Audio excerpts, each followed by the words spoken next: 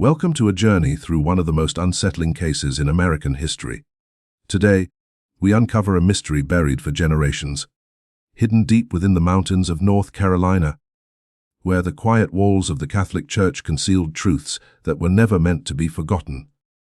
Share where you're watching from as we unravel this grim tale together. The year was 1849. Asheville, still in its infancy, was beginning to rise from the valleys of the Appalachians, a remote land where towering mountains formed natural fortresses and brutal winters could trap travelers for weeks on end. North Carolina still bore the wounds of expansion, and in that rough frontier, the law's reach was faint and far away. Yet amid that isolation, faith began to take root. Religious communities moved in, determined to bring order and salvation to what many still considered untamed territory.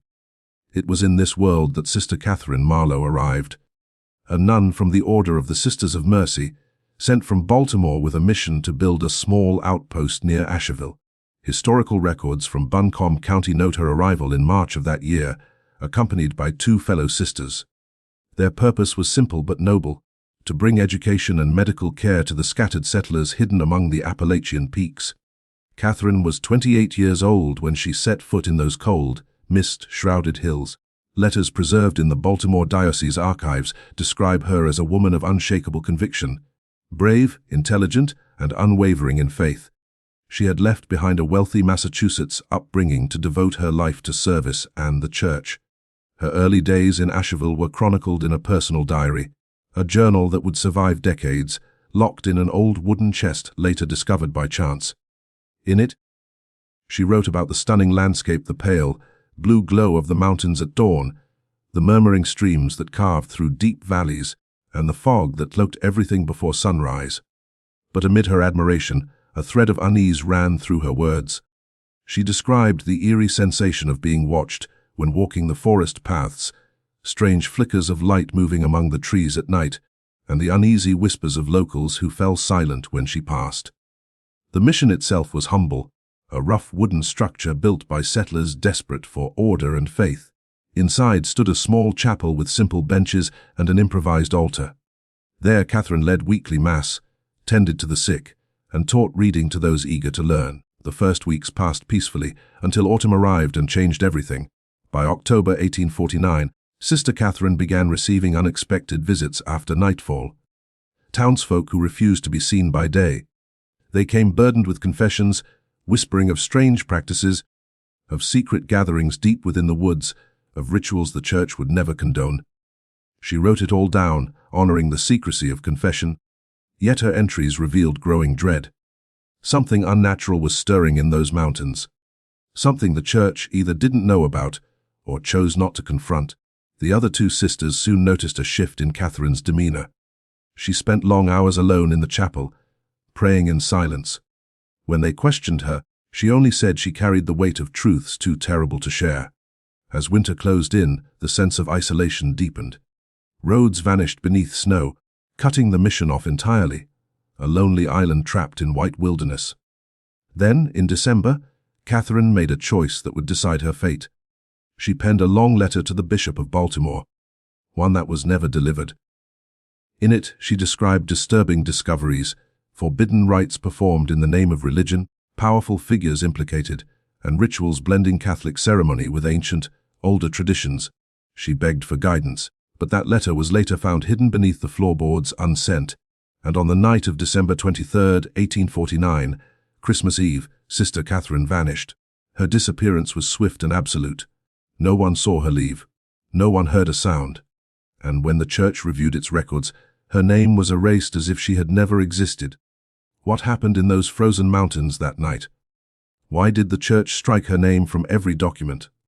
And what truth had she uncovered that demanded such silence? At dawn on December 24th, an unnatural stillness blanketed the mission.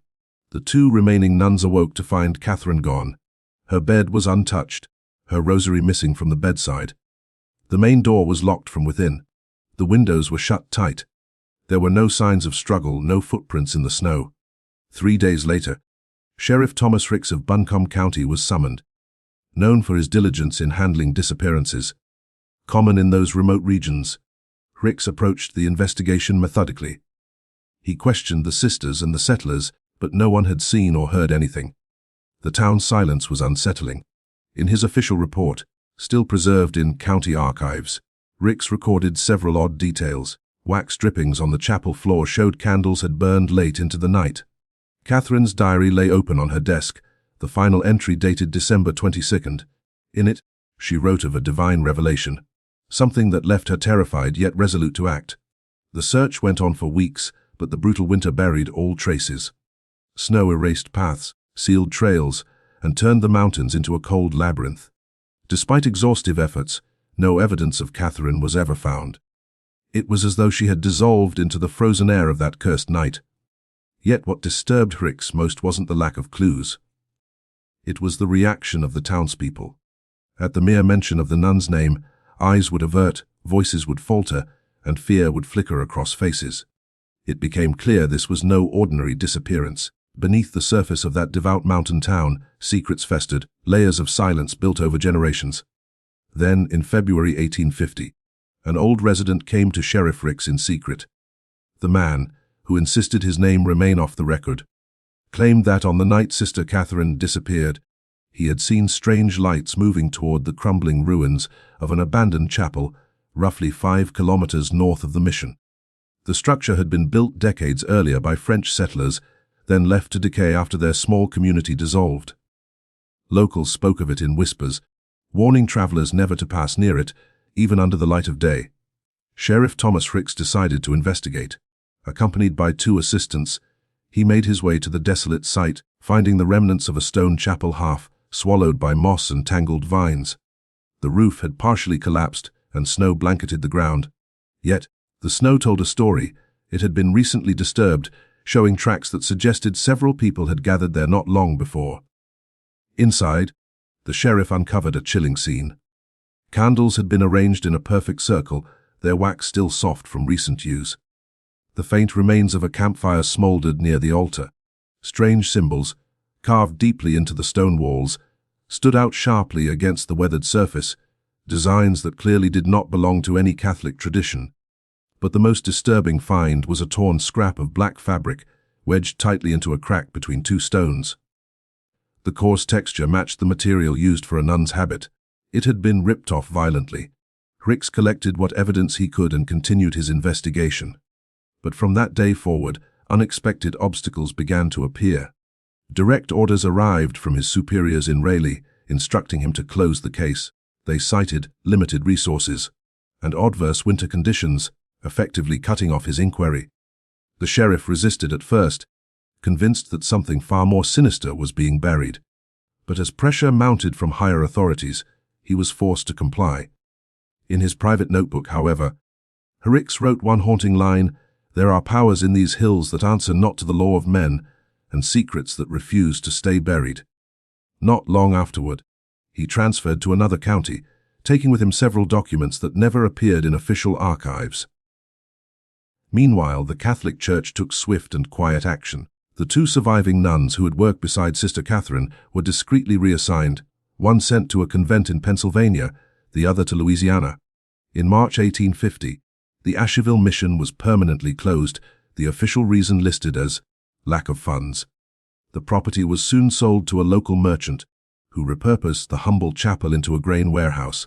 From that moment on, records mentioning Sister Catherine Marlowe began to vanish. Entries were removed from diocesan logs, correspondence disappeared, and no public reference to her name remained. Over the years, the silence became complete. By 1856, the building that had once been her mission was torn down entirely and replaced by a larger warehouse. Locals who had once known the nun either left the area or refused to speak of her again. It was as though a quiet pact of forgetfulness had been sealed between Asheville and the surrounding mountains. But as history has often shown, truth rarely stays buried forever. In 1873, nearly 25 years after the disappearance, a historian named Edmund Whitmore arrived in Asheville. His research focused on the spread of Catholic missions throughout the southern Appalachian region. Whitmore was a meticulous scholar, obsessed with primary sources and original documents. During his time examining the Buncombe County archives, he stumbled upon something peculiar: fragmented references to a small mission operated by nuns between 1849 and 1850, though no names were ever listed. No order was specified. No founding document survived. Intrigued, Whitmore began piecing the puzzle together. He discovered receipts for supplies signed only Sister M, snippets of letters referencing the nuns of the Mountain Mission, and a forgotten sheriff's report by Thomas Ricks describing an unsolved disappearance. Slowly, Whitmore realized he had found traces of something deliberately erased, a chapter of history the church had tried to eliminate. Determined to uncover the truth, Whitmore traveled to Baltimore to request access to the archives of the Sisters of Mercy. At first, he was received courteously, but when he mentioned Asheville and the year 1849, the tone shifted. Access was suddenly denied. He was told that many documents had been destroyed in a fire years earlier. When he pressed for even a simple list of sisters who had served in North Carolina, he was informed that such information was confidential, protected under the church's sacred secrecy. Frustrated but undeterred, Whitmore spent months tracking down aging residents of Asheville who might still remember the mission. Most refused to talk, but one elderly woman, then in her 80s, finally agreed to speak. She recalled a dark-haired nun who used to visit the mountain families, carrying medicine and offering comfort to the sick. The nun had kind, sorrowful eyes, the woman said, as if she carried knowledge too terrible to share. Then came the memory that made Whitmore fall silent. The woman said that on the night the nun vanished, her family had heard strange chanting echoing from the direction of the abandoned chapel. Deep male voices singing in unison, in a language she could not understand.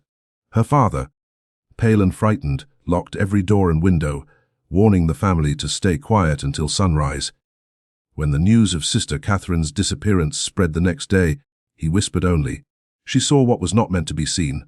Armed with this testimony, Whitmore ventured to the ruins of the old chapel himself. By then, in 1873, the place had been almost completely consumed by the forest. Roots had broken through the walls, and the roof had caved in entirely. Still, he explored every corner. He photographed the mysterious carvings, sketched the symbols, and took careful notes. Then, hidden beneath what remained of the altar, Whitmore discovered something astonishing. A small silver reliquary containing several locks of hair and a folded piece of paper covered in faded writing. On that fragile slip of parchment were listed the names of prominent men from Asheville's past merchants, landowners, even a retired judge. When Whitmore began to research those names, he found a chilling pattern. Every man listed had risen to wealth and influence in the years immediately following 1850, prosperity that far exceeded what the isolated region could have provided at the time. The historian compiled his findings into a manuscript he intended to publish within his study on Southern Catholic missions. He titled the chapter, "The Forgotten Nun of the Appalachians." In his notes, Whitmore asked the questions that still echo today. Why was this nun erased from every record? What knowledge did she uncover that threatened both church and state? And what power was invoked in those mountains that night in 1849? Power strong enough to silence history itself.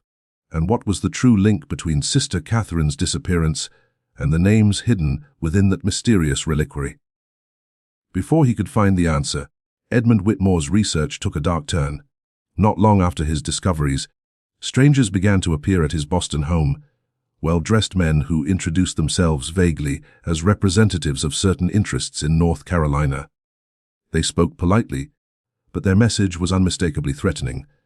They offered Whitmore a substantial sum of money in exchange for every document, note, and photograph related to the Asheville investigation. Whitmore refused. A week later, his study was ransacked. Papers were scattered, drawers smashed open, and all of his research materials, manuscripts, photographs, and the transcriptions of names from the reliquary, were gone. The original draft of The Forgotten Nun of the Appalachians vanished without a trace. Shaken and afraid for his life, Whitmore abandoned the project. He withdrew from public lectures and never again spoke of Sister Catherine or the Asheville mission. After his death, decades later, a box of his personal notes was found among his belongings. In it, one haunting entry read, "There are truths that humanity is not ready to confront, and forces that move quietly beyond our comprehension." Catherine Marlowe found something in the shadows of Appalachia, something that ensured she would never speak again. The 20th century brought progress to Asheville, but no answers. The once isolated town grew into a thriving city. Roads cut through the mountains, hotels rose, and the wilderness gave way to the rhythm of tourism. Yet beneath the surface, the story of the vanished nun remained an unspoken ghost. In 1901, the remains of the old French chapel were completely demolished to make way for a new mountain road. Whatever traces of history lingered there, any clue that might have survived, were ground to dust beneath modern wheels. But stories, unlike stone, have a way of surviving, and sometimes they find their way back to the light. In 1924, workers renovating the old Asheville town hall stumbled upon a sealed compartment hidden behind a brick wall. Inside lay a corroded metal box stuffed with documents from the mid-1800s. Among them were several letters, handwritten by none other than Sheriff Thomas Ricks, the man who had led the original investigation into Sister Catherine's disappearance. The letters were addressed to a district attorney in Raleigh and contained information never included in his official reports. In them, Ricks revealed that he had continued the investigation in secret, even after receiving orders to close the case. He had quietly questioned members of Asheville's most powerful families and discovered that many belonged to an exclusive society that held secret gatherings deep in the mountains. While the society's existence wasn't illegal, its secrecy, and the caliber of those involved, troubled the sheriff. He came to believe that Sister Catherine had uncovered something about their activities, something so grave that it had shaken her faith and ultimately led to her disappearance. One of the letters described a meeting with a man identified only by the initial J. This informant claimed to have attended one of those clandestine assemblies, the very one held on December 23, 1849, the night Catherine vanished. According to his testimony, the nun had appeared unexpectedly at the abandoned chapel, interrupting the gathering.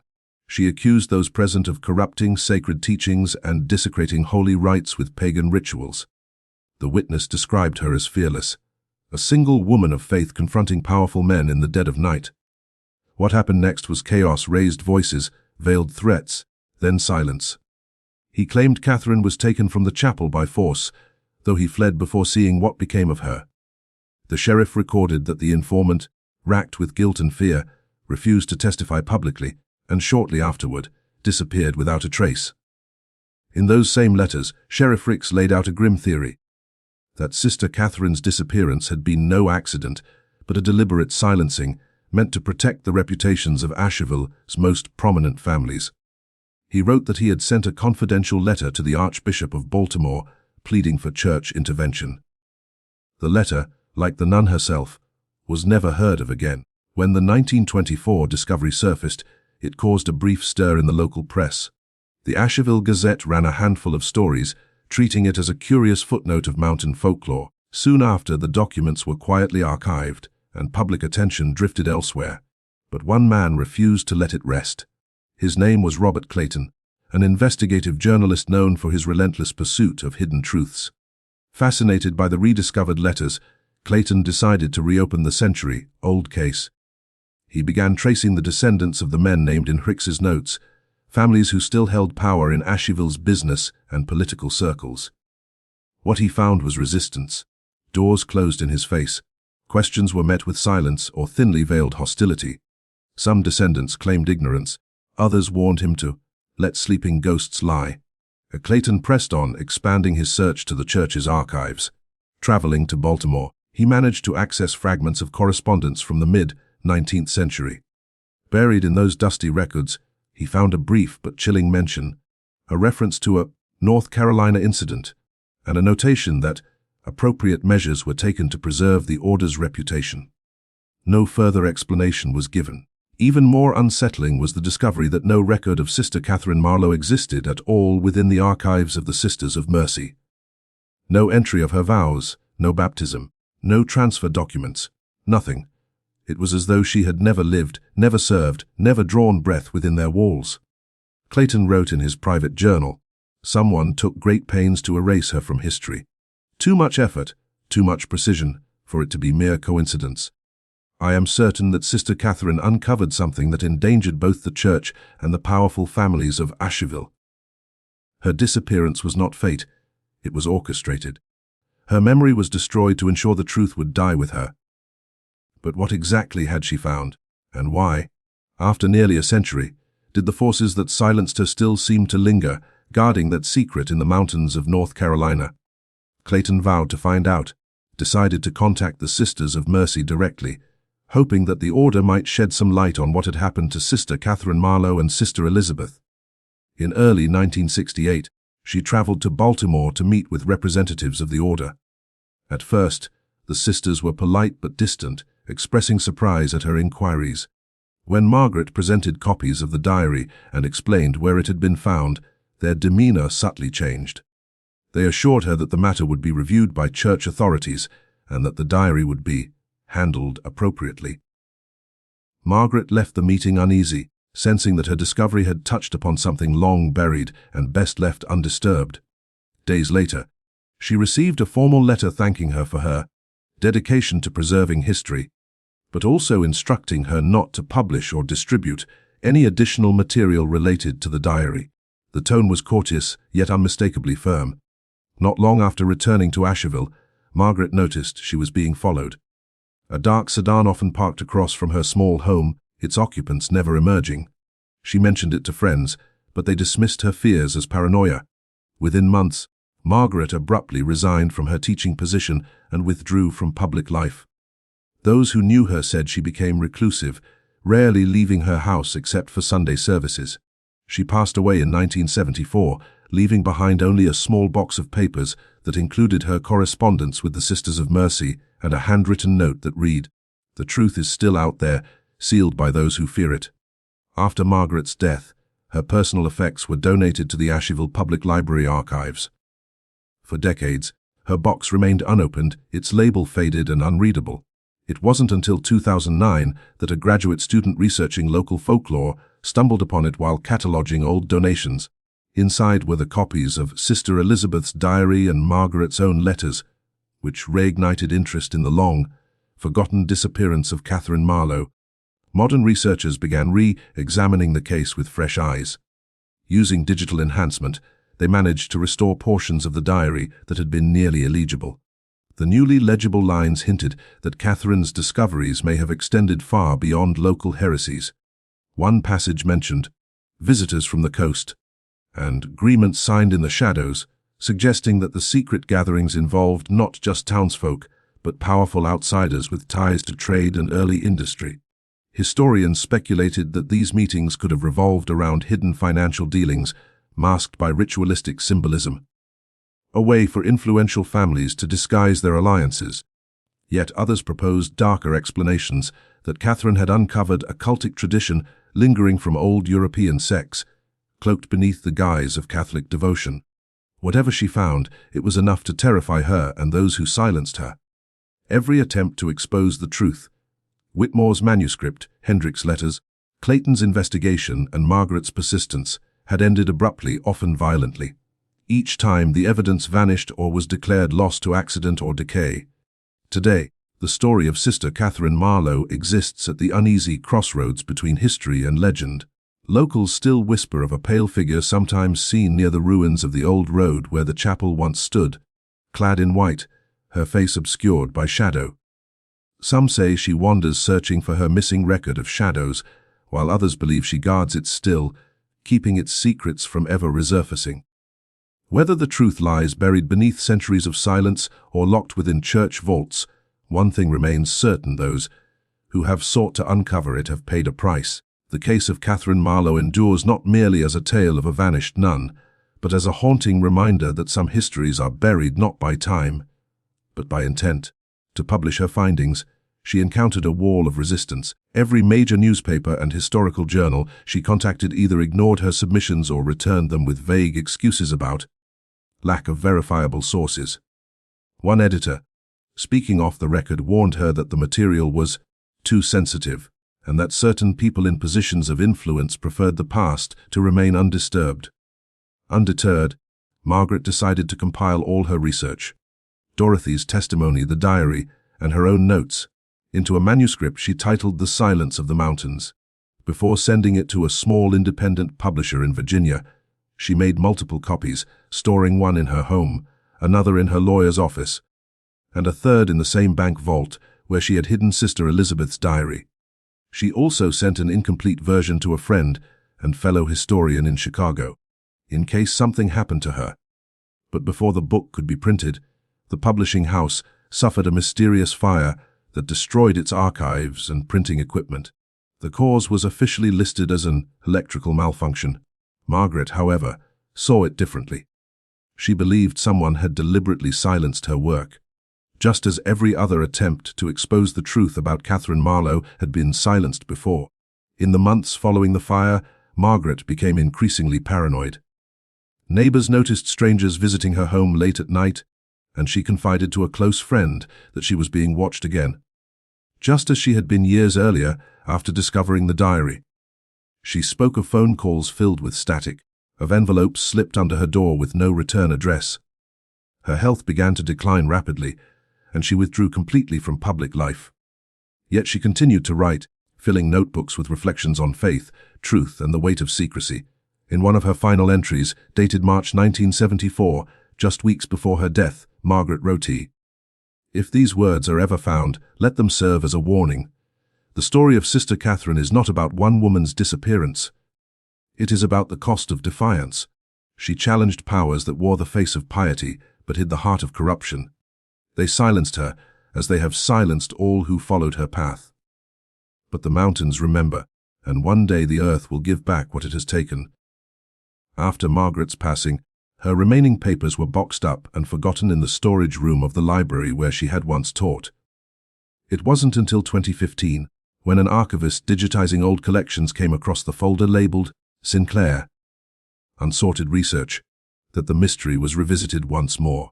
Inside were carbon copies of Margaret's unfinished manuscript and fragments of her correspondence with Dorothy Ashford. The rediscovered material reignited interest among historians, conspiracy theorists, and local researchers alike. Modern scholars analyzed Dorothy's story alongside the known historical record and confirmed that several of the families she mentioned still existed, and still held considerable wealth and influence in North Carolina. Others noticed strange patterns: missing church documents, sealed diocesan archives, and vague property records referring to land in the mountains that had changed hands countless times since the 1800s. Though none of this definitively proved what happened to Sister Catherine Marlowe, it painted a consistent picture. A web of silence woven through generations, maintained by those who benefited from forgetting. Some believe that Catherine's notebook, the so-called Record of Shadows, still lies hidden somewhere in the Blue Ridge Mountains, protected by those same unseen forces that erased her from history.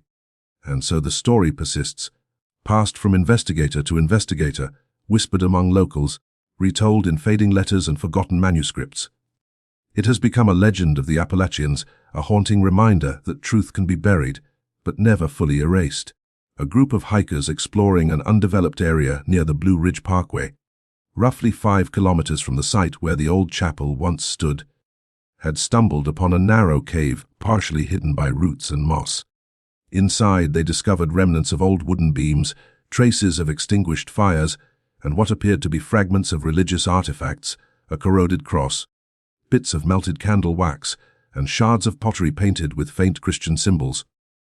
Local authorities dismissed the find as remnants of an early settlement shelter. But when Jennifer Hayes read about it in a regional newspaper, she was struck by the description. The location and details aligned eerily well with accounts from the 1849 investigation. Intrigued, Jennifer obtained permission to visit the site with a small archaeological team from her university. The excavation began in the spring of 2004, and within days, the team unearthed something unexpected. Beneath layers of compacted soil and ash, they found a small metal container, heavily corroded but still sealed. When carefully opened in a laboratory environment, the box revealed its contents: a silver crucifix, a rosary missing several beads, and a bundle of decayed paper wrapped in oilcloth. Most of the pages were unreadable, but a few fragments contained legible writing. The ink was faded, yet the words were unmistakable, Latin prayers interspersed with notes written in English. One phrase appeared repeatedly: "Fight lux in tenebris," "Let there be light in the darkness." Another section contained partial sentences: "They meet again in the ruins," words older than scripture. The handwriting, when compared to samples from Sister Elizabeth's diary, was different. More assertive, larger, and believed to be Catherine Marlowe's own. The discovery sparked considerable excitement, briefly attracting the attention of the academic community and local media. However, the enthusiasm quickly waned when questions arose regarding the authenticity of the documents. Experts could not definitively date the ink or paper due to degradation, and skeptics argued that the find might have been planted or misinterpreted. The Catholic Church made no official statement, though an anonymous spokesperson from the regional diocese told a journalist that the Church does not comment on matters of unverifiable legend. Jennifer, however, was convinced she had uncovered something of immense historical significance. The tone of the notes suggested that Catherine had indeed confronted something, or someone, that deeply unsettled her faith. The recurring mention of the ruins and voices hinted that she might have witnessed or participated in a ritual she perceived as blasphemous. She published her findings in a 2005 academic journal under the title Faith and Shadow, reconsidering the 1849 Asheville disappearance. The article reignited debate among historians and amateur researchers. Some viewed Catherine as a tragic figure caught between devotion and fear, while others saw her as an unwitting martyr to a cause she could never comprehend. Shortly afterward, Jennifer began receiving messages from anonymous sources offering additional information. Some emails contained vague threats, others cryptic fragments of text referencing the covenant of light, a phrase that appeared in the partial writings attributed to Catherine. When Jennifer traced the origins of these messages, most led to dead ends, temporary accounts, or public computers. By 2008, she had grown increasingly uneasy. She told colleagues that she felt she was being followed during her field trips to the Appalachian region. Her laptop was stolen from her car one night, and a hard drive containing scanned documents vanished from her office. Campus police filed reports, but no suspect was ever identified. In 2010, Jennifer relocated to Vermont and shifted her focus to teaching full-time, avoiding further mention of the Marlowe case in her lectures or publications. Yet privately, she continued to research, contacting genealogists, archivists, and local elders. In one of her final interviews, she stated, "I no longer believe this is only a historical mystery. The persistence of silence, the missing records, the disappearances, it feels like a pattern repeating itself. The question is not just what happened to Sister Catherine, but why someone still cares enough to hide it." Jennifer Hayes retired in 2021. Her remaining research materials, hundreds of pages of notes, photographs, and transcribed documents, were donated to the same Asheville Historical Library that had once held Margaret Sinclair's archives. They now rest in a restricted section, accessible only by special request. And so the mystery endures, spanning centuries, generations, and lives bound by the same unanswered questions. What did Sister Catherine Marlowe truly witness in those frozen mountains of 1849? Why did so many choose to bury her story? And why, after more than 170 years, does the silence still hold? During excavation work for a new residential complex in the mountains near Asheville, construction crews unearthed what appeared to be an entrance to a man-made cave or tunnel, buried for over a century beneath layers of soil and overgrowth. Local authorities carried out a brief inspection, but quickly dismissed it as nothing more than an abandoned 19th-century mine, the kind often found throughout the region. When Jennifer Hayes learned of the discovery, she immediately traveled to Asheville, determined to see the underground structure for herself. The coordinates of the construction site, based on her analysis of historical maps, placed it remarkably close to where the old, long-lost chapel had once stood. The coincidence was too significant to overlook. At first, the site supervisors refused to grant her access, citing safety regulations and construction delays. But Jennifer persisted. She contacted the county's Department of Historic Preservation, arguing that any structure of such age warranted proper documentation before being sealed or destroyed. After weeks of negotiations and formal requests, she finally received permission for a supervised inspection. The entrance was narrow, partially caved in, and led to a steep, uneven passage carved directly into stone and packed earth. Jennifer, accompanied by a historical architecture specialist and a representative from the construction company, carefully descended the crude steps. The air was dense, damp, and heavy with the scent of old soil and decay. The tunnel walls bore visible signs of manual excavation, clear tool marks from a time before industrial machinery. After roughly 15 meters, the passage widened into a large subterranean chamber. When their lanterns illuminated the space, the group realized it wasn't a simple mine at all. The chamber had been intentionally built. Along its walls were evenly spaced niches carved into the rock, and its ceiling was supported by ancient wooden beams, rotted and warped, yet still miraculously intact.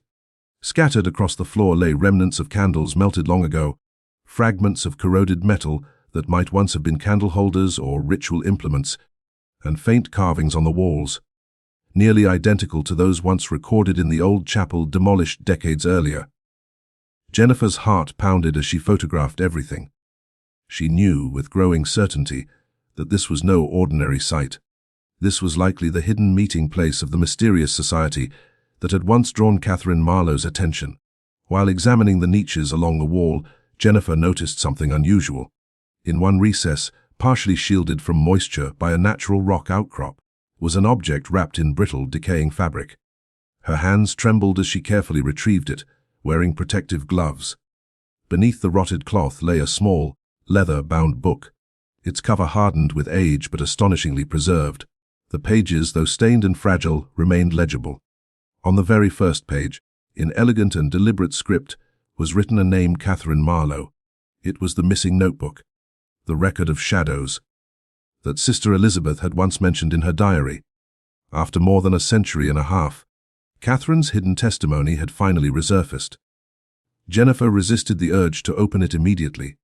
She knew the fragile artifact required professional handling. She documented the exact spot where it was found, photographed it from every angle, and obtained official authorization to remove it for conservation. In the days that followed, working with expert document restorers, Jennifer began the delicate process of cleaning, digitizing, and transcribing the notebook's contents. What she read confirmed many of her suspicions. Catherine had meticulously recorded names, meeting dates, and detailed descriptions of rituals blending Christian symbolism with elements from Gnosticism, Hermeticism, and even pagan traditions. To 19th-century religious authorities, this would have been unambiguous heresy, dangerous, even treasonous. Yet the most chilling passages were those at the end. The final entries, written in hurried, uneven handwriting, described Catherine's growing fear. She mentioned being watched, receiving subtle threats, and suspecting that her life was in danger. On December 23, 1849, the night before her disappearance, she wrote that she planned to hide the notebook somewhere safe, fearing she might not survive what was to come. Her final words were a plea that if she vanished, someone would one day find her notes and reveal the truth. It was a haunting message, a desperate cry carried through generations. Jennifer wept as she read the last page. Catherine had known the risks but had acted out of conviction, believing that truth was worth any price. For weeks, Jennifer Cross referenced every name and event mentioned in the notebook with historical archives. Astonishingly, nearly all of them matched records from Asheville's mid-19th century residents, merchants, landowners, and men of influence. Her discovery stirred cautious interest among academics, and after full digitization, the notebook was officially entrusted to the Asheville Historical Society. Public reaction was mixed. Some descendants of those named in the text claimed their ancestors were misunderstood seekers of spiritual freedom. Others expressed shame and disbelief that their lineage had been tied to such a dark chapter. But despite the monumental find, one question still lingered unanswered. What had truly become of Catherine Marlowe? The notebook's presence in the underground chamber proved she had been there, but offered no clues about how she had left, or if she ever had. Jennifer formulated her own theory. She believed Catherine had hidden the notebook before confronting the secret society at the chapel. Perhaps she planned that, if she failed to return, the truth would still survive. After the confrontation, she may have tried to flee into the storm, only to vanish into the deadly blizzard that consumed her, leaving behind only silence and mystery. According to Jennifer's theory, Catherine likely perished in the unforgiving wilderness that night. Her body, she believed, was still somewhere in the Appalachian Mountains, perhaps lost in a deep ravine or hidden within a natural cave that time had long since swallowed. The mountains had always held their share of secrets, and in the 19th century, unsolved disappearances were hardly rare. Nature, in its vast silence, had claimed the nun, and the passage of time completed the erasure of her physical trace from history. As for the deliberate erasure of church records, Jennifer speculated that someone within the institution, perhaps a figure of influence tied to the secret society, had quietly alerted church authorities.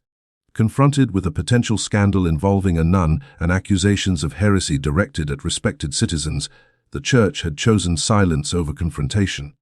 It was simpler to erase Catherine Marlowe's existence from official archives than to face the explosive moral and political fallout her crusade might have unleashed. In the years that followed, the story of Catherine Marlowe began to undergo a quiet reevaluation. Jennifer Hayes's research had resurrected the voice of a woman who had been silenced for more than 150 years. Historians began to reassess the overlooked roles of women in religious life during the 19th century, particularly those who served in remote or frontier regions where their courage and hardships had long been minimized or ignored.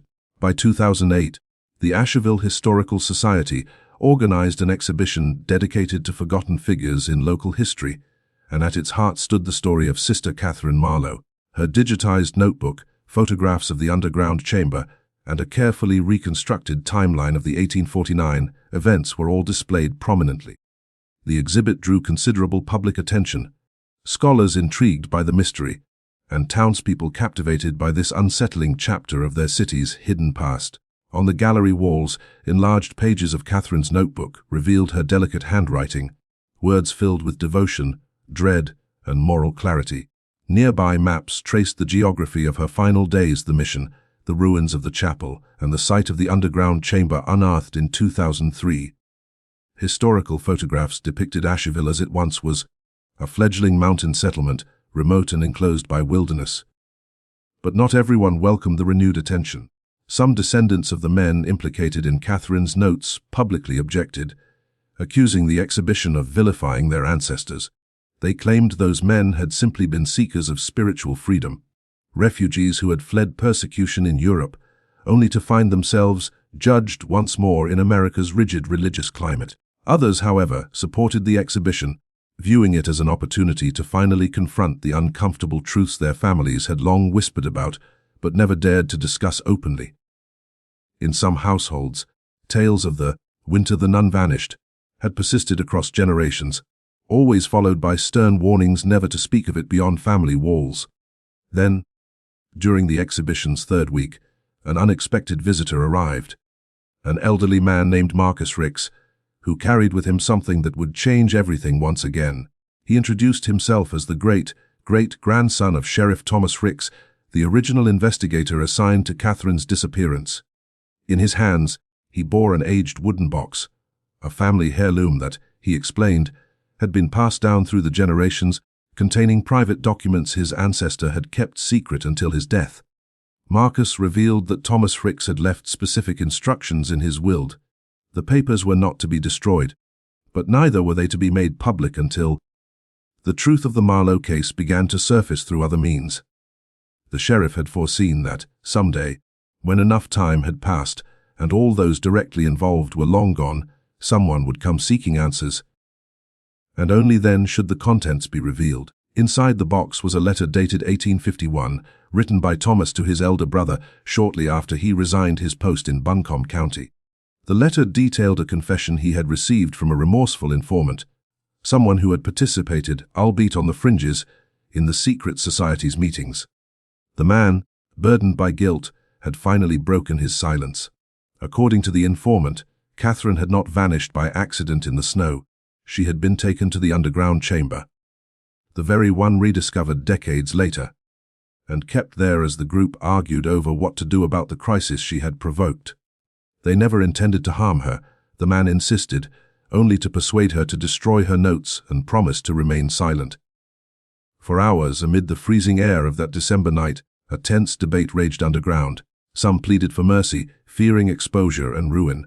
They begged Catherine to reconsider, insisting that their spiritual experiments were not heretical, but explorations of truths the Church had long suppressed. Others appealed to her compassion, warning that if she spoke out, their families would be disgraced and their livelihoods destroyed. Wealthier members even offered money, promising donations to the mission if she would agree to keep quiet. But Catherine refused every plea. Her conviction was absolute. She quoted scripture, invoked divine authority, and condemned their blended rituals as dangerous deceptions. Doorways to corruption disguised as enlightenment. She told them she could not and would not stay silent, no matter the cost. When they threatened her with imprisonment, she remained steadfast. "You may hold me here," she reportedly told them, "but the sisters will come and the sheriff will follow. Truth cannot remain buried." As the night wore on, tempers flared. The informant's account described an atmosphere thick with desperation and fear. Some members, realizing persuasion had failed, began to whisper of more drastic measures, perhaps keeping her confined indefinitely, or secretly sending her far away under false pretenses. One even proposed bribing officials to declare she had left Asheville of her own accord. Meanwhile, the wind howled through the mountains above them. The temperature was falling fast, and with it, the men's composure. The chamber had become a crucible, one where moral conviction, fear, and pride collided in deadly silence. Then the storm outside grew into a violent tempest. The wind roared through the forest with such intensity that the ground itself seemed to quake, and the snow fell so thickly that visibility vanished beyond a few paces. It felt as if the storm were a living reflection of the turmoil inside, that hidden chamber deep in the mountains.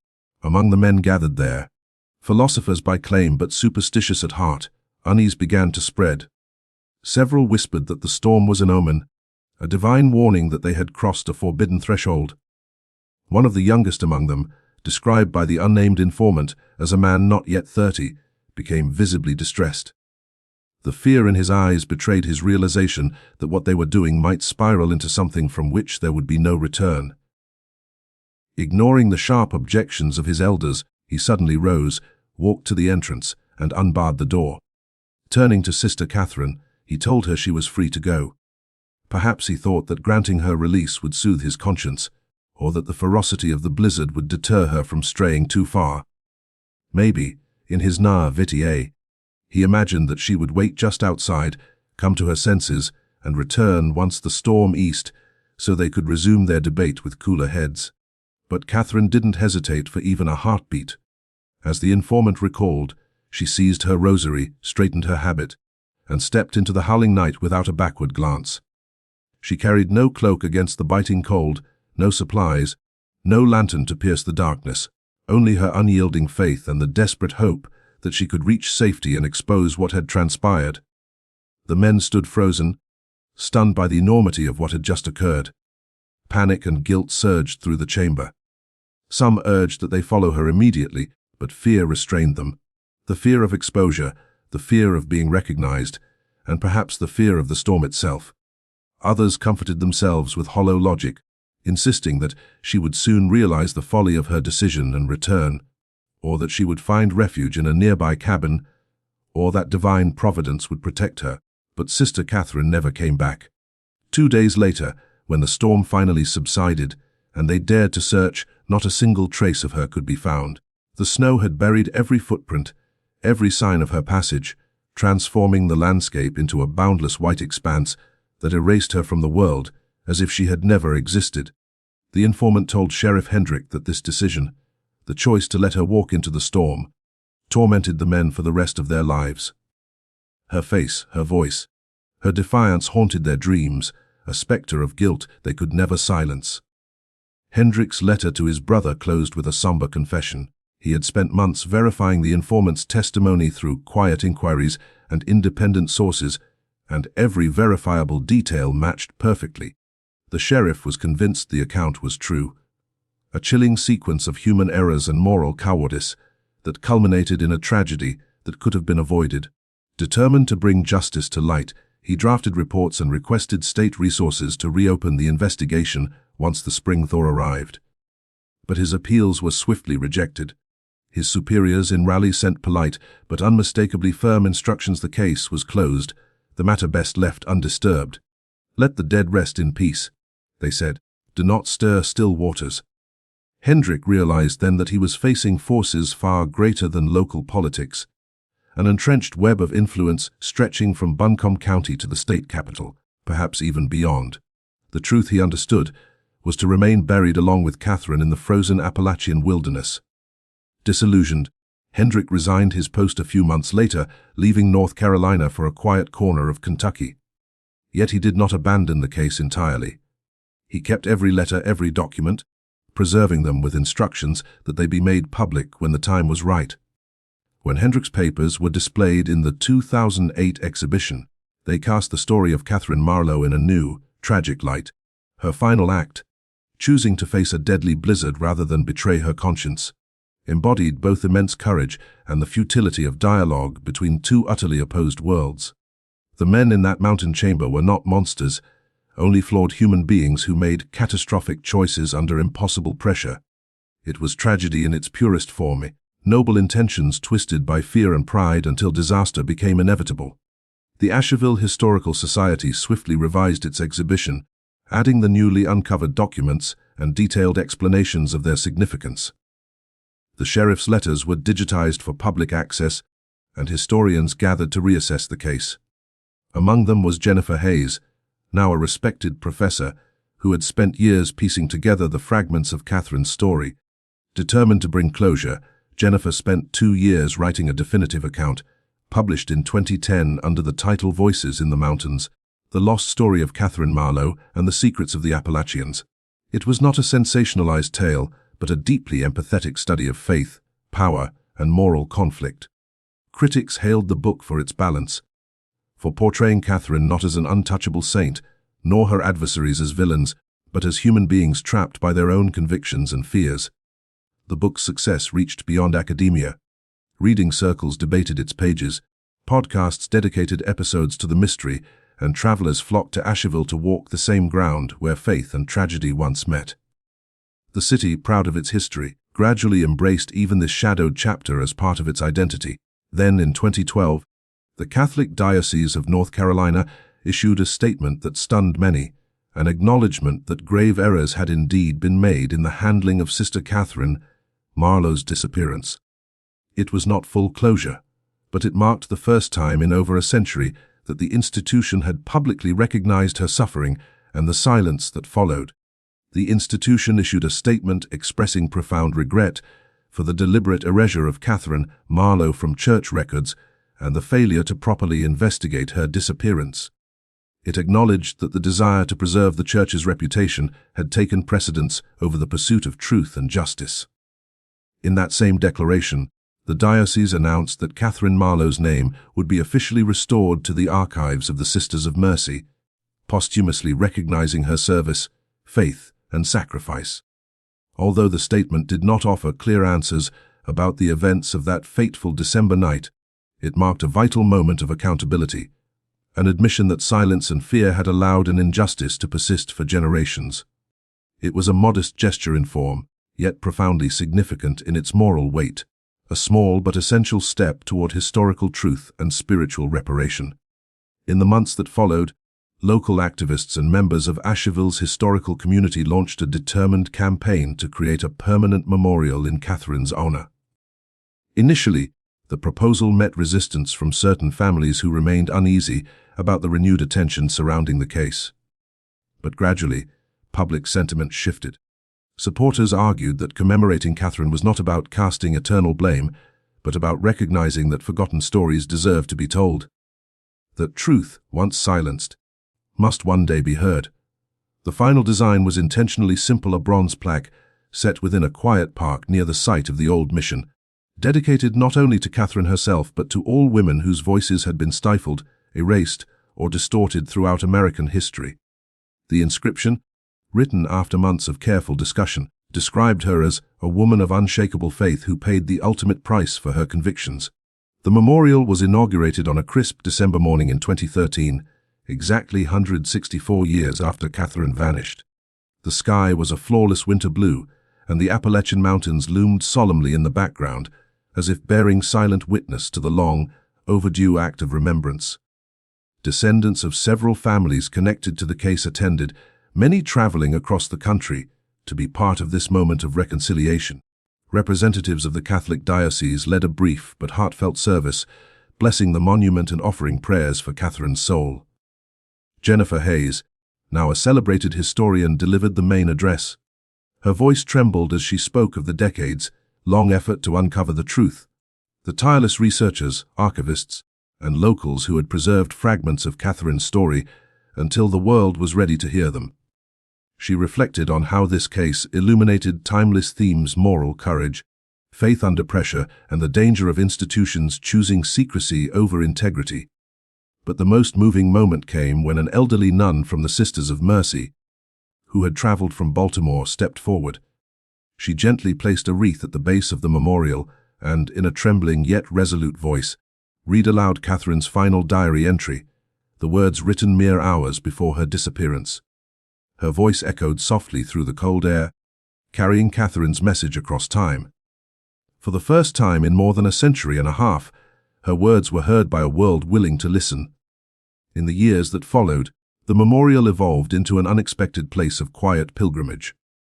Visitors came not only for historical curiosity, but to draw inspiration from Catherine's unwavering conviction. Students studying ethics gathered there to reflect on moral choices, believers of many faiths came to pray, and historians continued their search for that final piece of evidence that might one day reveal the complete truth. Still, many questions remain unanswered. Where exactly did Catherine perish in that blizzard? Does her body lie hidden somewhere among the frozen ridges, perhaps deep in a ravine or a forgotten cave, waiting to be discovered? Or has nature long since reclaimed her completely, leaving only her story behind? And deeper still are the questions no one can answer. What did she feel as she walked into that merciless storm? Did fear ever touch her, or did her faith sustain her until the very end? Did she regret refusing compromise, or did she meet her fate in peace, knowing she had remained true to what she believed? These mysteries belong to Catherine alone, carried with her into the eternal silence of the mountains. The Appalachian Range has always been a keeper of secrets, its valleys and forests bearing witness to centuries of human struggle, courage, betrayal, and redemption. Catherine Marlowe's story is just one among countless others, but hers stands as a reminder that every life holds meaning, every voice deserves to be heard, and that the truth, however deeply buried, will one day find its way to light. Today, as visitors walk through the lively streets of Asheville or hike the scenic trails that wind through the surrounding peaks, few realize they are treading ground steeped in such a haunting legacy. The city has transformed, thriving with art, music, and life, but beneath its modern charm, echoes of the past still whisper to those who care to listen. The nun once erased from memory has finally reclaimed her place in history, not as a forgotten footnote, but as a testament to perseverance, justice, and the enduring power of truth. Catherine Marlowe waited over a century and a half for her voice to be heard, and at last, the world listened. If you followed this journey through the shadows of forgotten history, I hope it's given you something to reflect upon. The resilience of faith, the complexity of human nature, and the weight of silence.